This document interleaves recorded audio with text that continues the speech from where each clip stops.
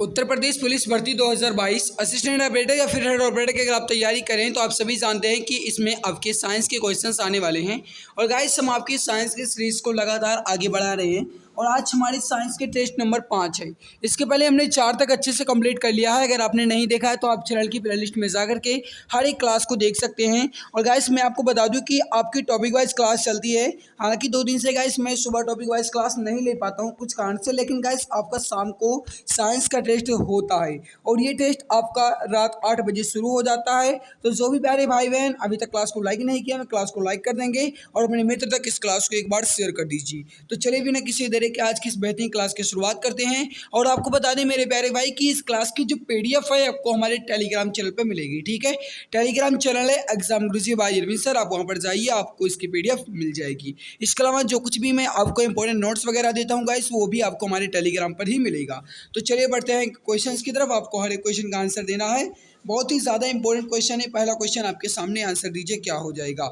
Question क्या कह रहा है कि किसी मनुष्य का भार पृथ्वी पर यदि 600 न्यूटन है तो जो उसका चंद्रमा पर भार होगा वह कितना होगा। समझना मेरे प्यारे भाई, कोई मनुष्य है और उसका भार जो है वह पृथ्वी पर 600 न्यूटन है। आप सभी जानते हैं कि भार का जो एसआई मात्रक होता है वह न्यूटन होता है और उसका जो भार है वह पृथ्वी पर कितना है, 600 न्यूटन है। और चंद्रमा पर उसका भार कितना हो जाएगा। मेरे प्यारे भाई आप सभी जानते हैं कि पृथ्वी पर भार जो होता है वह चंद्रमा पर भार हो जाता है 1/6, यानी कि उसके छठे भाग हो जाते हैं। यानी आप 600 न्यूटन को 6 से भाग दे दीजिए, जितना हो जाएगा वही आपका आंसर आ जाएगा। मतलब 100 न्यूटन यहाँ पर आपका बिल्कुल सही होगा। तो जो भी प्यारे भाई बहन यहाँ पर बता रहे हैं ऑप्शन नंबर डी कि 100 न्यूटन बिल्कुल परफेक्ट होगा, बिल्कुल करेक्ट आंसर यहाँ पर आपका हो जाएगा। अगला क्वेश्चन है कि मानव शरीर का भार जो है ये कहाँ पर अधिकतम होगा। पहला ऑप्शन देखो, ध्रुवों पर अधिकतम, विषुवत रेखा पर अधिकतम, पृथ्वी के सतह पर, या फिर सब जगह एक समान, या फिर मैदानी भागों की अपेक्षा पर्वतों पर अधिकतम। मेरे प्यारे भाई इसका आंसर आप दीजिए, मानव शरीर का भार कैसा होता है। समझने की कोशिश करना इंपॉर्टेंट बहुत है ये भी। अब देखो मानव शरीर का भार जो होता है मेरे प्यारे भाई यह ध्रुवों पर अधिकतम होता है। यहाँ पर करेक्ट आंसर क्या होगा आपका, ऑप्शन नंबर ए। तो जो भी हमारे प्यारे भाई बहन ऑप्शन ए बता रहे हैं बिल्कुल सही आंसर हो जाएगा। ठीक है, अगला देखो क्वेश्चन क्या कह रहा है कि सार्वत्रिक गुरुत्वीय स्थिरांक यानी कि जी का मान निम्नलिखित में से कौन सा है। इसका आंसर आप सभी बताएंगे क्या हो जाएगा। मेरी प्यारी भाई इंपॉर्टेंट है, ये भी बहुत ही इंपॉर्टेंट है, फटाफट आंसर दे दीजिए। करेक्ट आंसर क्या हो जाएगा। देखो सार्वत्रिक गुरुत्वीय स्थिरांक जी का मान जो होता है मेरे प्यारे भाई यह होगा आपका 6.673 इंटू 10⁻11। 6.673 इंटू 10⁻11। यहाँ पर आपका ऑप्शन भी बिल्कुल सही होगा। मेरे प्यारे भाई ये 9.8 जो लिखा गया है ये गुरुत्वाकर्षण का मान होता है। आप सभी जानते हैं ये वाला जी का मान है, यानी कि जो स्मॉल जी होता है इसका मान होता है। ठीक है, याद रखना है मेरे प्यारे भाई। अगला देखो कि तुल्यकालिक उपग्रह के परिक्रमण की अवधि जो होती है ये कितनी होती है। ये भी आपका इंपॉर्टेंट है, फटाफट आंसर देंगे सभी प्यारे भाई। करेक्ट आंसर क्या हो जाएगा। जो भी मित्र क्लास को लाइक नहीं किए हैं वो एक बार क्लास को दिल की गहराई से लाइक जरूर कर देंगे। और जो चैनल पर पहली बार विजिट कर रहे हैं वे चैनल को सब्सक्राइब जरूर कर लेंगे। ठीक है, तो सब्सक्राइब जरूर कर लेना। जो भी प्यारे भाई बहन चैनल पर पहली बार आए हैं वे चैनल को सब्सक्राइब कर लेंगे। और जो क्लास को लाइक नहीं किए हैं वो एक बार क्लास को दिल की गहराई से लाइक कर देंगे। तो देखो तुल्यकालिक उपग्रह के परिक्रमण की जो अवधि होती है ये कितनी होती है मेरे प्यारे भाई। इसका सही आंसर हो जाएगा, वो हो जाएगा 24 घंटे। यहाँ पर सही आंसर क्या होगा आपका, ऑप्शन सी बिल्कुल परफेक्ट हो जाएगा।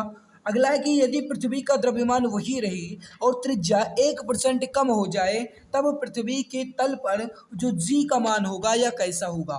समझने की कोशिश करना मेरे प्यारे भाई, इंपॉर्टेंट ये भी आपका है। फटाफट आंसर दीजिए, करेक्ट आंसर क्या हो जाएगा।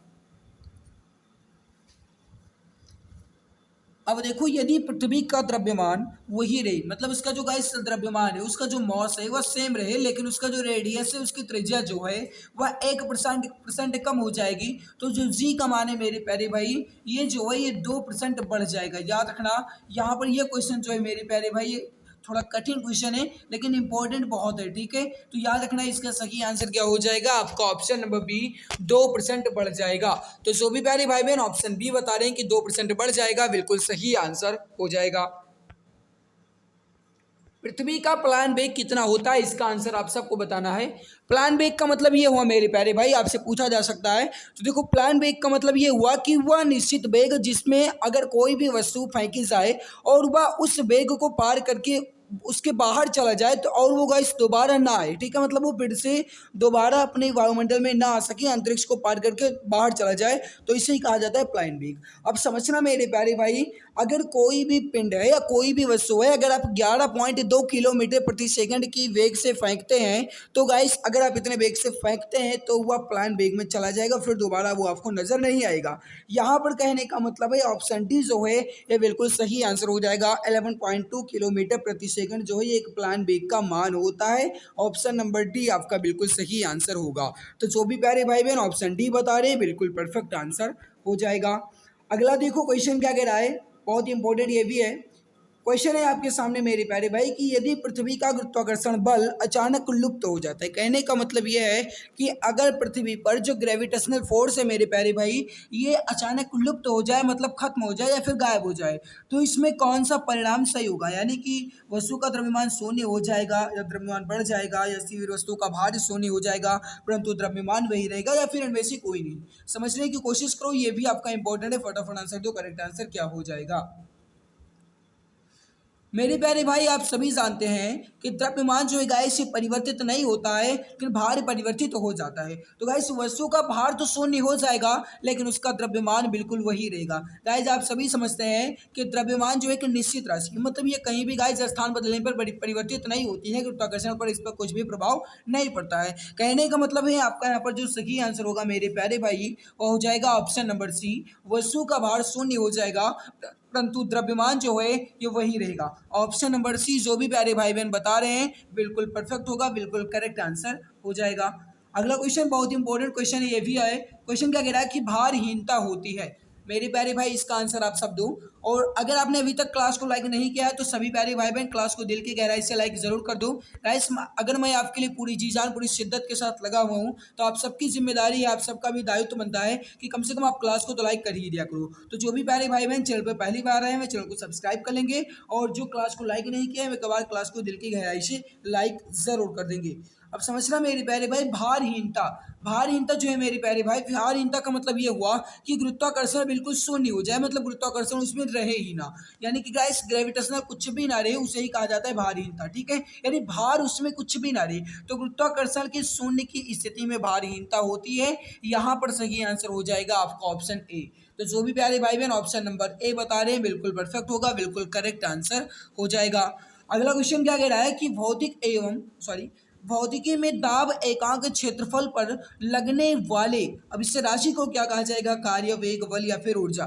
समझने की कोशिश करो, इंपॉर्टेंट ये भी आपका मेरे प्यारे भाई, थोड़ा सा इसमें आप दिमाग लगाइए, आंसर आपका फटाक से आ जाएगा, फटाफट आंसर देंगे सभी प्यारे भाई, करेक्ट आंसर क्या हो जाएगा। अब देखो कहा क्या गया मेरे प्यारे भाई, दाब एकांक क्षेत्रफल पर लगने वाला बल, यानी कि गाइस किसी भी वस्तु पर अगर एकांक क्षेत्रफल पर यानी कि एक निश्चित गाइस क्षेत्रफल पर कोई भी अगर गाइस दाब लगाया जाएगा तो उसे कहा जाता है कि वह उस पर बल लगा रहा है, कहने का मतलब उस पर फोर्स लगाया जा रहा है। यहाँ पर सही आंसर क्या हो जाएगा आपका ऑप्शन सी। तो जो भी प्यारे भाई बहन ऑप्शन नंबर सी बता रहे हैं बल, बिल्कुल परफेक्ट आंसर होगा, बिल्कुल करेक्ट आंसर हो जाएगा। अगला है कि दाब का एस आई मात्रक है, मेरे प्यारे भाई दाब का एस आई मात्रक समझने की कोशिश करना मेरे प्यारे भाई, इंपॉर्टेंट ये भी है आपका, फटाफट आंसर दो। अब देखो मैं आपको बता दूं कि दाब दाब का जो गाइस एस आई मात्रक होता है यह होता है आपका पास्कल, ठीक है। यहाँ पर सही आंसर क्या हो जाएगा आपका option number A pascal. Pascal जो है मेरे प्यारे भाई ये दाब का एस आई मात्रक होता है। जो भी मित्र ऑप्शन नंबर ए बता रहे हैं बिल्कुल परफेक्ट आंसर होगा, बिल्कुल correct answer option number A आपका हो जाएगा। अगला क्वेश्चन है गाइस, ये थोड़ा आपका न्यूमेरिकल बेस्ड क्वेश्चन है, देख समझ लो क्वेश्चन क्या कह रहा है कि यदि एक वर्गाकार बॉक्स जिसकी भुजा की लंबाई 1 मीटर है उस पर 10 न्यूटन बल लगाया जाता है तो बॉक्स पर दाब क्या होगा, दाब क्या होगा मेरे प्यारे भाई, इसका आंसर आप सबको बताना है, करेक्ट आंसर क्या हो जाएगा। अब समझो मेरी प्यारे भाई क्वेश्चन क्या कह रहा है एक वर्गाकार बॉक्स जिसकी भुजा की लंबाई 1 मीटर है और उस पर 10 न्यूटन का बल लगाया जाता है, तो उस पर जो गाइस दाब होगा वह 10 पास्कल ही होगा, क्योंकि गाइस उसके जो भुजा की लंबाई वह 1 मीटर ही है। तो गाइस आप 10 पास्कल 10 न्यूटन को 1 मीटर से मल्टीप्लाई कराएंगे तो गाइस 10 पास्कल ही आंसर आएगा। कहने का मतलब है यहाँ पर आपका ऑप्शन सी जो है ये बिल्कुल सही आंसर होगा, ठीक है। और पास्कल यानी कि पी जो है मेरे प्यारे भाई, ये पास्कल को प्रदर्शित करने की ये गाइस यहाँ पर मात्रक लिखा गया है, ठीक है। क्योंकि गाइस आप सभी समझते हैं कि जो दाब का SI मात्रक होता है पास्कल होता है। अगला देखो, एक 40 न्यूटन ब्लॉक किसी टेबल पर 20 पास्कल का दाब उत्पन्न करता है, क्षेत्रफल का मान क्या होगा जब ब्लॉक टेबल को स्पर्श करे। समझने की कोशिश करो, बल कितना दिया गया आपको 40 न्यूटन और गाइस दाब कितना दिया गया आपको 20 पास्कल। अब मेरे प्यारे भाई ये क्वेश्चन जो है आपका ये थोड़ा न्यूमेरिकल बेस्ड क्वेश्चन है, आंसर लगाइए, आंसर क्या होगा। अब देखो मेरे प्यारे भाई, आप सभी समझते हैं क्षेत्रफल गाइस जो होता है ये होता है बल बटे दाब यहाँ पर होगा, ठीक है। और बल आपको कितना दिया गया है 40 न्यूटन और दाब है 20 पास्कल। और तो हो जाएगा गाइस यहाँ पर 20 का अगर आप 40 से भाग देंगे तो हो जाएगा 2। तो मतलब यहाँ पर ये हुआ मेरे प्यारे भाई 2 मीटर स्क्वायर। इसका मतलब ये हुआ गाइस मीटर स्क्वायर, क्यों मीटर स्क्वायर इसलिए क्योंकि आप सभी समझते हैं कि जो क्षेत्रफल का मात्रक होता है या मीटर स्क्वायर होता है, तो 2 मीटर स्क्वायर जो है मेरे प्यारे भाई एक इस क्षेत्रफल का मान होगा, ठीक ठीक है। आप सभी समझते हैं मेरे प्यारे भाई, इसमें जो बल है ये गाइस बल और बटे दाब हो जाएगा, क्षेत्रफल बराबर बल बटे दाब, ठीक है। अगला देखो, वायु के दाब को मापने के लिए उपयोग किया जाता है। वायु के दाब को मापने के लिए हम किसका उपयोग करते हैं, यह क्वेश्चन आपसे पूछा गया है। बहुत ही बेहतरीन क्वेश्चन है, फटाफट आंसर दीजिए, करेक्ट आंसर क्या हो जाए। लगभग सभी जानते हैं, फटाफट आंसर दीजिए, कोई भी गलती नहीं करेगा। अब मेरे प्यारे भाई, वायु के दाब को मापने के लिए हम बैरोमीटर का प्रयोग करते हैं। यहाँ पर सही आंसर क्या हो जाएगा आपका ऑप्शन नंबर डी, बैरोमीटर का प्रयोग किया जाएगा। तो जो भी हमारे प्यारे भाई बहन यहाँ पर ऑप्शन नंबर डी बता रहे हैं कि बैरोमीटर बिल्कुल परफेक्ट आंसर होगा, बिल्कुल करेक्ट आंसर आपका हो जाएगा। अगला है कि निम्न में से कौन सा दाब मापने का मात्रक है। अब समझो मेरे प्यारे भाई, यहाँ पर दाब मापने का मात्रक मैं आपको बता दूं कि इसमें गाइस आपका अगर कहा जाए तो ये आपका होना चाहिए कि कौन कौन से हैं, फिर आपको एक नीचे कूट भाषा दिया जाना अनिवार्य है। इसके अलावा मेरे प्यारे भाई मैं आपको बता दूं, इसमें अगर कहा जाता तो ये भी आपको ऑप्शन, ये क्वेश्चन थोड़ा गलत लिखा गया है, होना चाहिए कि इसमें कौन सा दाब मापने का मात्रक नहीं है। मेरे प्यारे भाई यहाँ पर ये नहीं है लिखा है, ठीक है। तो अब यहाँ पर आपको बताना है कि इसमें दाब मापने का मात्रक इसमें कौन सा नहीं है। पहला ऑप्शन है बार, दूसरा है वायुमंडल, तीसरा है जूल और चौथा है पास्कल। सभी जानते हैं मेरे प्यारे भाई कि जो बार है ये भी दाब मापने का मात्रक है, और वायुमंडलीय दाब को हम वायुमंडलीय दाब में मापते हैं। जो गाइस एटम होता है यानी कि एटमॉस्फेरिक होता है, एक एटम आपसे नहीं पढ़ा होगा।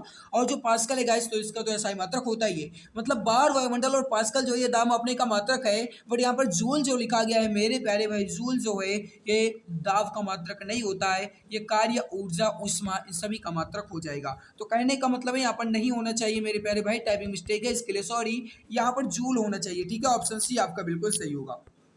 अगला देखो, 15 बार बराबर कितने पास्कल। मेरे प्यारे भाई 15 बार बराबर कितने पास्कल होगा, ये क्वेश्चन आपसे पूछ रहा है। बेहतरीन क्वेश्चन है, इसका भी आंसर दे दीजिए आप सभी प्यारे भाई, करेक्ट आंसर क्या हो जाएगा। और जो भी मित्र क्लास को लाइक नहीं किए, मैं क्लास को दिल की गहराई से एक बार लाइक जरूर कर देंगे। अब देखो 15 बार बराबर मेरे प्यारे भाई 1.5 इंटू 10 की पावर 6 पास्कल, 1.5 इंटू 10 की पावर 6 पास्कल बराबर ये हो जाएगा आपका 15 बार के बराबर, ठीक है। और बार जो है मेरे प्यारे भाई ये दाब का सीजीएस पद्धति में मात्रक होता है, और पास्कल जो होता है ये दाब का एसआई पद्धति में मात्रक होता है। ये दोनों आप याद रखना, आपसे पूछा जा सकता है। अगला है कि किसी तैराक पर दाब क्या होगा जब वह समुद्र तल से 10 मीटर नीचे हो। मतलब जब वह समुद्र तल से 10 मीटर नीचे जाएगा तो उस तैराक के ऊपर जो दाब का प्रभाव पड़ेगा या कितना होगा। मेरे प्यारे भाई इंपॉर्टेंट ये भी है आपका, फटाफट आंसर दे दीजिए, करेक्ट आंसर क्या हो जाएगा। देखो गाइस आप इसे समझ लेना, ठीक है। इसका सही आंसर हो जाएगा 2 एटम होगा, यानी कि 2 एटमॉस्फेरिक, 2 वायुमंडलीय दाब हो जाएगा। यहाँ पर सही आंसर क्या हो जाएगा आपका ऑप्शन नंबर डी। अगला है कि आपके सिर पर हमेशा हवा या फिर वायु का वजन जो है ये कितना होता है। मेरे प्यारे भाई जो वायुमंडलीय दाब होता है आपके सिर पर हमेशा वजन होता है, ये समझ लेना, ठीक है। लेकिन हवा का वजन होता है मेरे प्यारे भाई, और आप अगर मतलब समझेंगे तो कहेंगे कि गाइस ये इतना वजन होता है, मेरे को पता भी नहीं। बिल्कुल मेरे प्यारे भाई 1000 किलोग्राम का वजन आपके ऊपर रहता है हवा का, ठीक है। फिर भी आप गाइस इसे महसूस करते हैं, बस आप समझने की कोशिश करना। यहाँ पर जो सही आंसर होगा आपका ऑप्शन नंबर ए। तो जो भी प्यारे भाई बहन ऑप्शन नंबर ए बता रहे हैं बिल्कुल परफेक्ट आंसर होगा, बिल्कुल करेक्ट आंसर हो जाएगा।